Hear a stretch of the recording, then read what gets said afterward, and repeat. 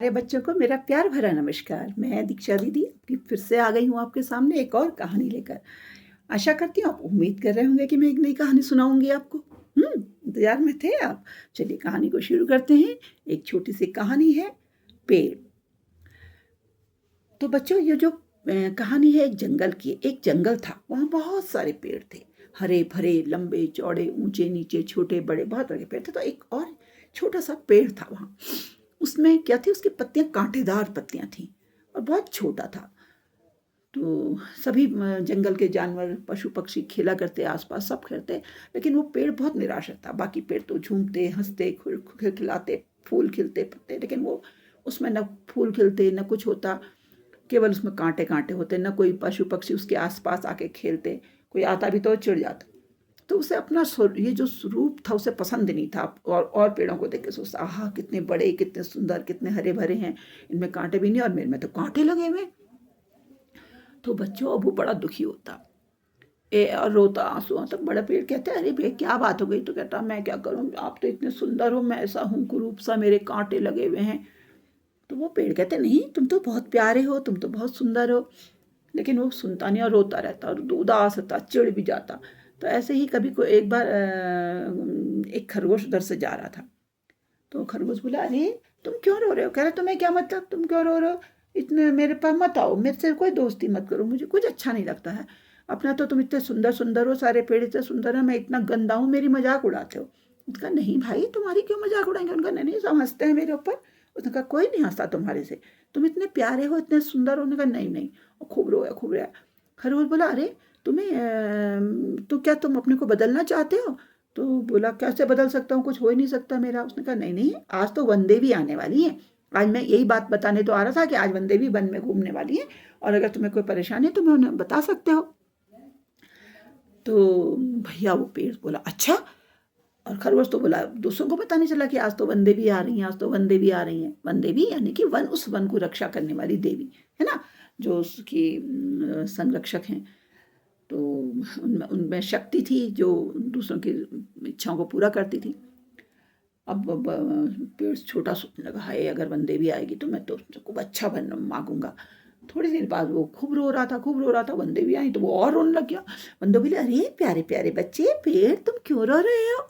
बोला, गाँव में प्यारा प्यारा, मैं प्यारा तो हूँ नहीं, इसलिए तो रो रहा हूँ। बोले, अरे तुम तो इतने प्यारे हो। कहाँ हूँ प्यारा? मेरे देखो कितने कांटे हैं, मैं कितना छोटा हूँ, और पेड़ कितने खूबसूरत है, कितने बड़े बड़े हैं। बोले, क्यों?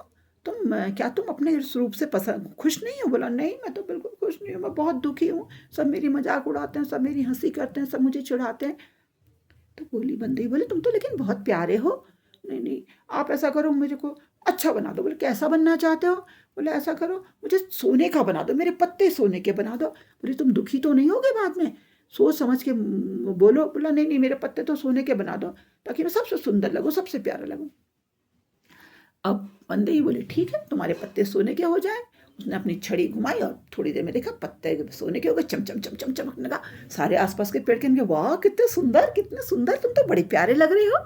अब वो बड़ा खुश हो गया, घमंड में आ गया। अब कोई उसके पास खेलने आता, कहता, अरे तुम तो बड़े, रह हटा, मेरे को मत छूना, मैं गंदा हो जाऊंगा, मेरे सुंदर पत्ते खराब हो जाएंगे, चमकने वाले सुनहरे पत्ते हैं।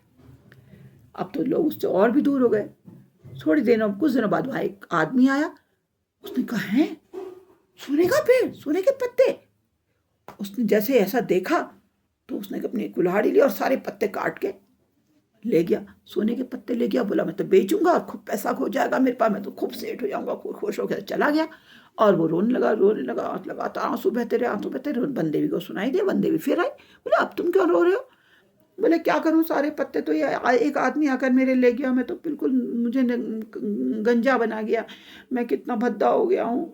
बोली, मैंने तो तुमसे पहले ही कहा था, तुम कैसे बनना चाहते हो? बस मुझे ऐसे ही हरा भरा सुंदर सा बना दो, फूलों भरा। परी बोली, सोच के बोल रहे? बोला, हाँ। बंदेवी ने कहा, तो ठीक है, तुम अच्छे से हरे भरे फूलदार पेड़ बन जाओ। पेड़ क्योंकि छोटा था, खूब सुंदर फूल खिल गए, हरा भरा हो गया। तो और खुश वो खड़ा, हाँ मेरा कितना सुंदर हो, कितना खूबसूरत हो। अब वो फिर घमंड करने लगा। कोई उसके पास खेलने आता था, नहीं नहीं, दूर दूर रहो। लेकिन थोड़े दिनों में उसने देखा कि जो छोटे छोटे जानवर हैं, खरगोश हैं, बकरियां हैं, और ये तो सब उसके पत्ते वत्ते सब खा जा रही हैं, सारे फूल पत्ते सब कर ले रही हैं। अब वो बोला नहीं नहीं दूर जाओ दूर जाओ दूर जाओ, ऐसा कहता। और तो अचानक एक दिन बहुत तेज आंधी आई, और उस आंधी में वो छोटे से पेड़ के सारे फूल सारे पत्ते झड़ गए और फिर से गंजा हो गया बच्चों, बिल्कुल। और वो फिर रोए, हाँ, हाँ, बोला इससे तो मैं पहले ही सही था, मेरे में कांटे थे, मुझे कोई छूता नहीं था, कोई काटता नहीं था, कोई मुझे तकलीफ नहीं देता था, मैं खाली दुखी था। अब तो और जोर जोर से रोए, और जोर से, इतना जोर से रोए कि किसी को सहने ना हुआ उसका रोना। सारे पेड़ कहने अब तू क्यों रो रहा है? तो तभी बंदेई फिर आई, बोले क्या हो गया, आप क्यों रो रहे हो? मैंने तुम्हें हरा भरा कर तो दिया था। बोले मैं चाहता हूँ कि आप मेरे को पुराना जैसा बना दो, जैसा मैं था, मैं वही अच्छा था, मुझे कोई तकलीफ नहीं, अब मैं कभी दुखी नहीं रहूँगा। बंदेई बोली ठीक है, खुश रहो, वैसे ही हो जाओ जैसे। उन्होंने छड़ी घुमाई, वो फिर पुराना ऐसा हो गया, छोटा सा कांटेदार पत्ते वाला। और अब वो, लेकिन अब वो खुश रहता, हंसता खिलखिलाता, और पशु पक्षियों से भी दोस्ती करता, बाकी पेड़ों से भी हंसकर बोलता बोलता नहीं अब मैं समझ गया हूँ कि जिसका जैसा रूप है उसको उसी में खुश रहना चाहिए, वो उसी के हिसाब से बनाया गया है। ईश्वर ने जो बनाया वो सब सही है, कोई बुरा या कोई खराब या कोई अच्छा नहीं, सब अच्छे हैं। और ऐसा कहकर वो खुश रहने लगा, उसके आसपास के पेड़ों से दोस्ती हो गई, और वो मगन, सब अच्छा दिन बीतने लगे उसके खुशी खुशी। तो बच्चों कैसी लगी ये कहानी? सुनना, सुनाना और मुझे कमेंट में बताना, लाइक शेयर करना। जो लोग मेरे चैनल में नए हैं उसे प्लीज़ सब्सक्राइब कीजिए, ताकि कहानी दूसरों को पहुँचे, आप तक मेरी अन्य कहानियाँ पहुँचें, और शेयर करने के आप मेरी कहानियों को दूसरों तक पहुँचाने में मदद करें। कहानियों का संसार ये ऐसा है जो सबको आनंद देता है। तो इसी आशा के साथ मैं आपसे विदा लेती हूँ। नमस्कार।